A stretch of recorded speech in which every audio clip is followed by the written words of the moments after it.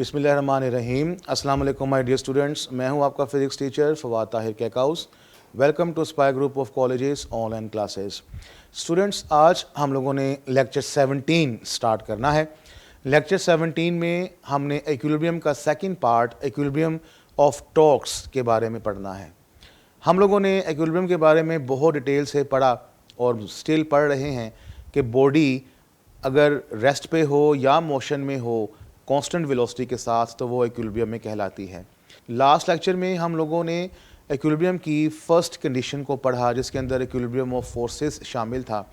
उसमें आप लोगों ने बेटा एक चीज़ नोट की होगी कि फोर्सेस बॉडी पे लग रही हैं, या तो मोशन कांस्टेंट होगी या वो बॉडी रेस्ट पर होगी। लेकिन आज हम लोग जो सेकंड कंडीशन पढ़ने लगे हैं उसके अंदर भी बॉडी के ऊपर फोर्सेस लगनी हैं, लेकिन बॉडी के ऊपर फोर्स लगने की वजह से उसके अंदर स्ट्रेट लाइन की मोशन पैदा नहीं होगी बल्कि रोटेशनल इफेक्ट पैदा होगा। अब रोटेशनल इफेक्ट से आपको अंदाज़ा हो गया होगा, turning effect of a force acting on a body क्या कहलाता है? टॉर्क। इसका मतलब कि सेकंड कंडीशन टॉर्क से रिलेटेड है। पहली कंडीशन में फोर्स लगती है लेकिन बॉडी रोटेट नहीं करती, स्ट्रेट लाइन में मूव कर सकती है, रेस्ट पे रह सकती है।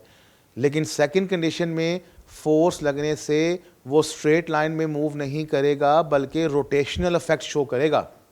सेकंड कंडीशन में हम लोग ये कहते हैं कि हमारे पास बॉडी अगर इक्विलिब्रियम में है तो बॉडी के ऊपर जितनी भी टॉर्क्स लग रही हैं उनका सम इक्वल्स टू 0 होगा, तो वो बॉडी सेकंड कंडीशन में कहलाएगी। इसका मतलब है कि रोटेशनल इफेक्ट 0 होना चाहिए।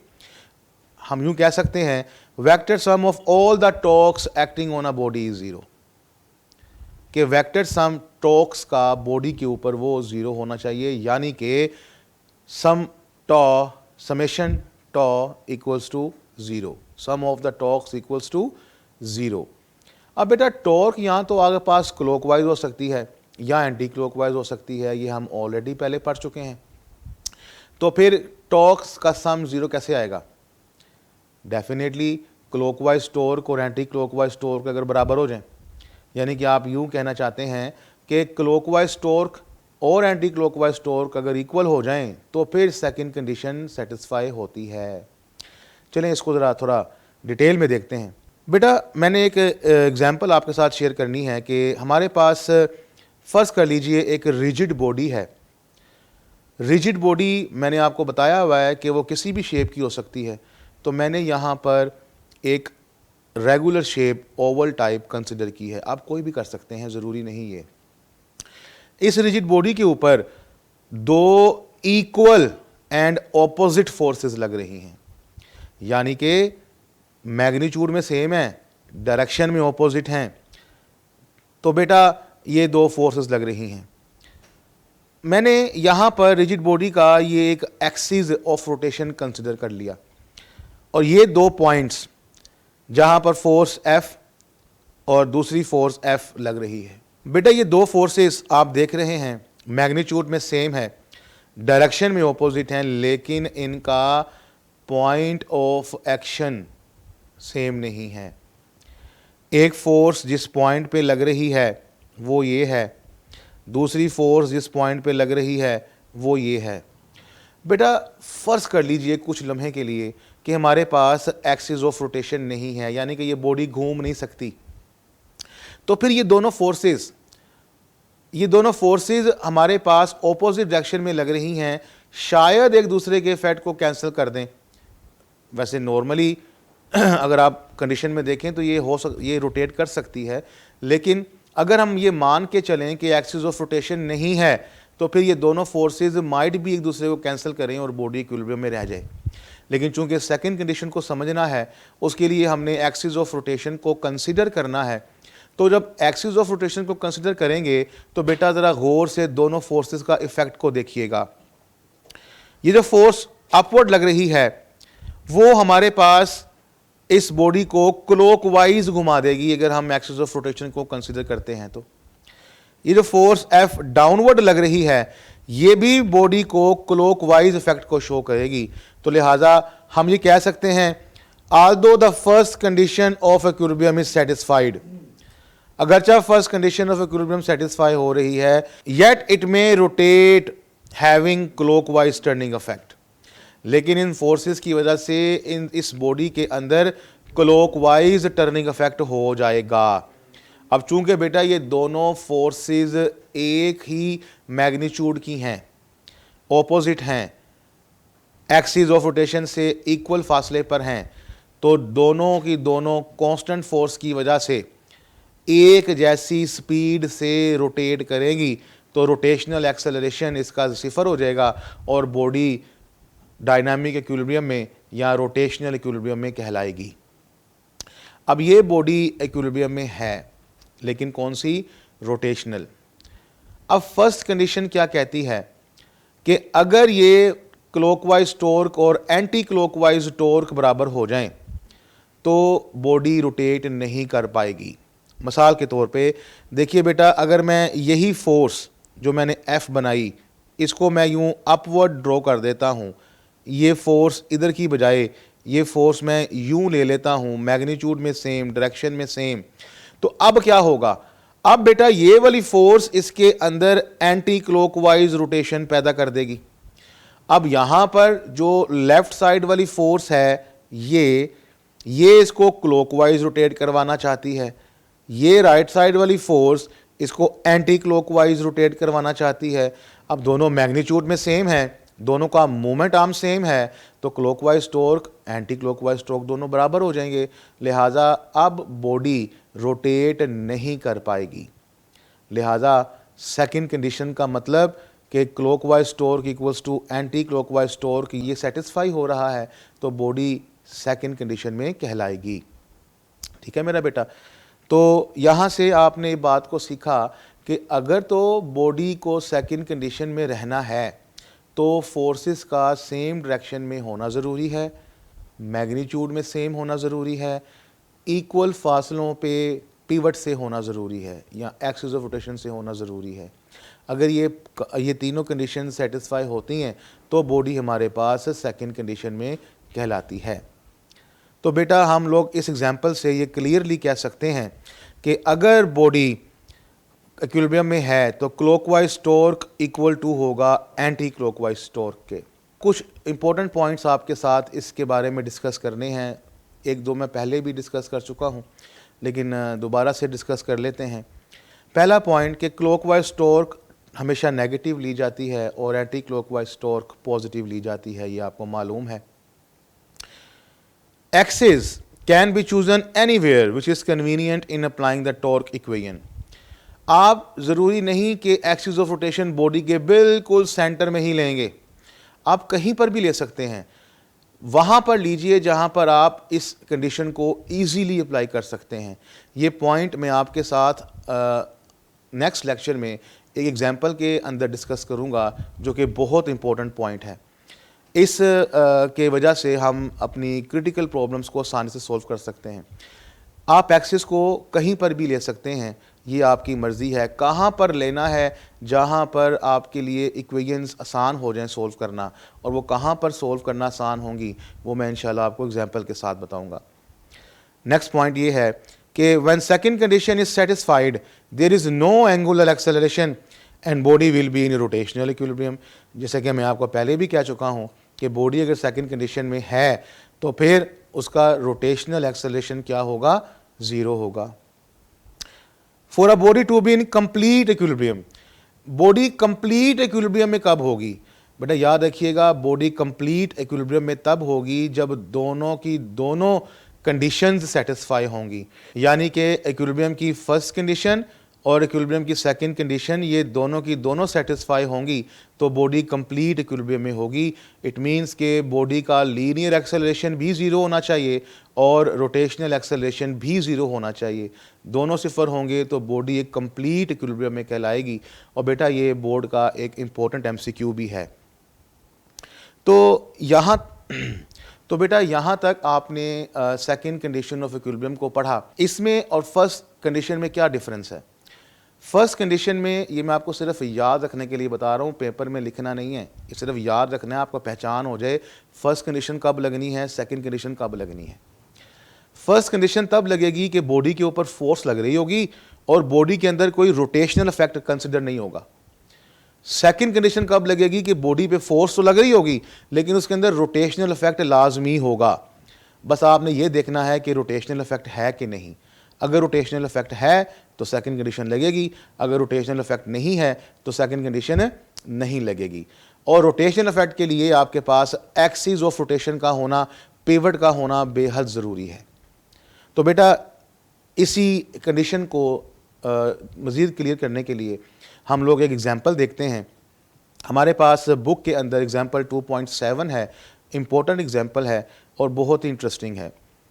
वो कहते हैं जी हमारे पास एक बीम है 200 न्यूटन लॉन्ग, उसको हमने सपोर्ट किया है हॉरिजॉन्टली सपोर्ट किया है, जैसे कि आपको डायग्राम में दिखाया जा रहा है। बेटा ये मेरे पास एक सपोर्टिंग पॉइंट है, यहाँ पर मैंने बीम को रखा पॉइंट ए के ऊपर और इस रॉड को मैंने एक स्ट्रिंग के साथ हॉरिजॉन्टली सपोर्ट किया है। यहाँ तक उसने मुझे जो कहा मैंने वो कर दिया। कहता है जी कि अगर breaking tension of the rope is 400 newton, कहता है कि अगर टेंशन रोप के अंदर 400 न्यूटन है तो फिर आपने बताना है कि how far can the man of a weight 400 newton walk from point A on the beam. कहता है कि वो आदमी उस बीम के ऊपर पॉइंट ए से कितना दूर जाए कि वो रोप हमारे पास ब्रेक हो जाए, जबकि उसका वज़न हमारे पास 400 न्यूटन का है। तो बेटा उसकी स्टेटमेंट के मुताबिक हम डायग्राम को पहले कंप्लीट कर लें। ये जो बीम है 6 मीटर लॉन्ग है, उसने सवाल में फिगर में आपको दी हुई है। ये एक आदमी है जो कि इस बीम के ऊपर वॉक कर रहा है और उसने पॉइंट ए से वॉक करना शुरू की है। अब बेटा जब वो ए से वॉक करना शुरू कर रहा है, वो चलते चलते यहाँ पर एक पॉइंट पर पहुँचा और यहाँ पर पहुँचने के बाद वो रोप जो है ब्रेक हो गई। वो आपसे ये कह रहा है कि अब इसका जो फासला है पॉइंट ए से वो कितना है। बहुत सिंपल सवाल है। अब ज़रा सोचिए, ये सारी सिनेरियो आपने देखा, कहानी आपने सुनी। अब फ़र्ज़ कीजिए कि यहाँ से ये रोप ब्रेक हो जाती है, तो ये बीम के साथ क्या होगा? ये बीम क्या यहीं पे रहेगी? क्या वो मूव करना शुरू हो जाएगी? जैसे ही बेटा ये ब्रेक यहाँ पर होगा, ये बीम नीचे की जानिब इस तरह से रोटेट करेगी विद सम फोर्स। अब आपको मैंने अभी थोड़ी देर पहले समझाया था कि अगर हमारे पास फोर्स लगे और बॉडी में रोटेशनल इफेक्ट हो तो वो रोटेशनल इफेक्ट की वजह से बॉडी हमारे पास सेकंड कंडीशन में आती है। तो बेटा ये एग्जांपल सेकंड कंडीशन से सोल्व होगी।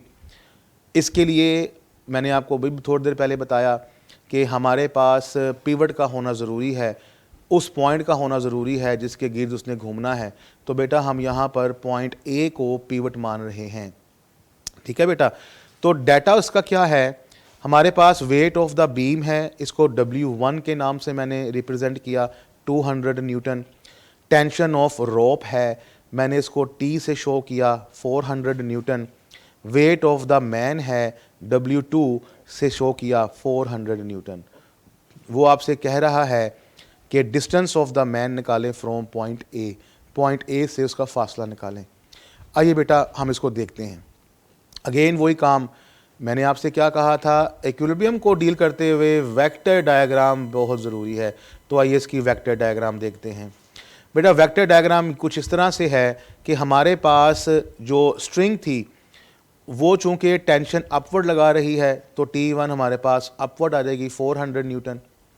वेट ऑफ द बीम, चूँकि बेटा ये रेगुलर शेप की है, मैंने इसको सेंटर W1 200 न्यूटन से शो किया है, ब्लू कलर में डाउनवर्ड है। इसका फासला हमारे पास 3 मीटर होगा क्योंकि टोटल रोड की लेंथ हमारे पास 6 मीटर है। तो चूँकि वेट इसका सेंटर में लग रहा है तो इसका फासला ये से 3 मीटर होगा। आदमी जहाँ पर मौजूद है वो मैंने ग्रीन कलर से वेक्टोरियली शो किया है, 400 न्यूटन इसका वज़न है डाउनवर्ड और इसका फासला D हमें कैलकुलेट करना है कि कितना है। ये मेरा बेटा हमारे पास इसकी वेक्टर डायग्राम कंप्लीट हो जाती है। अब हम जब इसको सोल्व करते हैं तो हमें मालूम है इसके अंदर रोटेशनल इफेक्ट पैदा हो रहा है, तो पिवट को ए मान लीजिए और सेकंड कंडीशन को अप्लाई कीजिए, clockwise torques equals to anti clockwise torque. अब आपको ये देखना है कि टॉर्क्स क्लॉकवाइज और एंटी क्लॉकवाइज कौन कौन सी हैं। बेटा अगर आप पिवट को ए मान लेते हैं तो आप ज़रा इस W1 को देखिए। W1 बॉडी को रोटेट करवाएगी अगर पॉइंट ए पिवट है इन क्लॉकवाइज डायरेक्शन। W2 भी देखिए डाउनवर्ड है तो ये भी इसको रोटेट करवाएगी इन क्लॉकवाइज डायरेक्शन, जबकि टेंशन जो है वो अपवर्ड लग रही है, ये बॉडी को रोटेट करवाएगी इन एंटी क्लॉकवाइज डायरेक्शन। तो मेरा बेटा आप लोगों को क्लॉकवाइज टॉर्क्स और एंटी क्लॉकवाइज टॉर्क्स ये दोनों मालूम हो गई। तो अब आप इसको अप्लाई करें। टॉर्क निकालने के लिए मैंने आपको बताया था formula moment arm into force.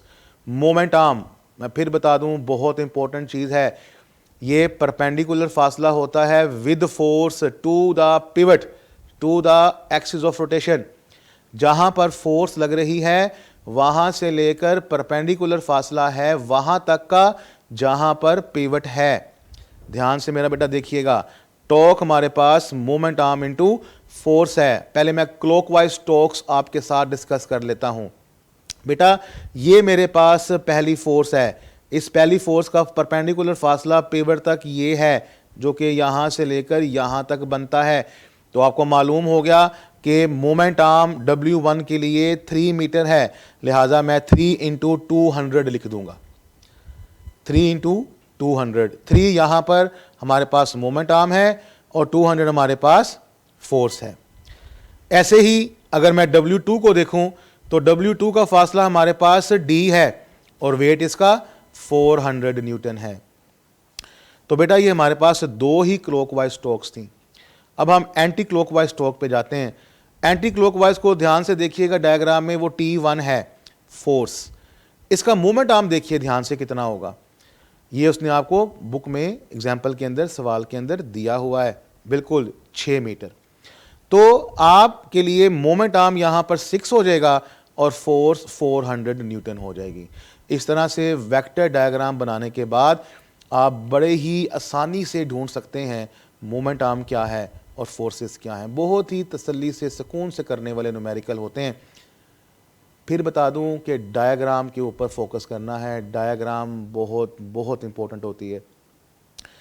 अब बेटा जब मैं इसको सोल्व करूंगा 600 प्लस 400D इक्वल्स टू 2400। 600 को जब वहाँ ले जाएंगे 2400 में से तो ये माइनस हो जाएगा। 400D equals to 1800। 400 जाके डिवाइड होगा तो 1800 डिवाइडेड बाय 400, यहाँ पर ज़ीरो से ज़ीरोस काट दीजिए, 18/4 आ जाएगा और डिस्टेंस उसका पॉइंट ए से 4.5 न्यूटन मीटर निकलेगा।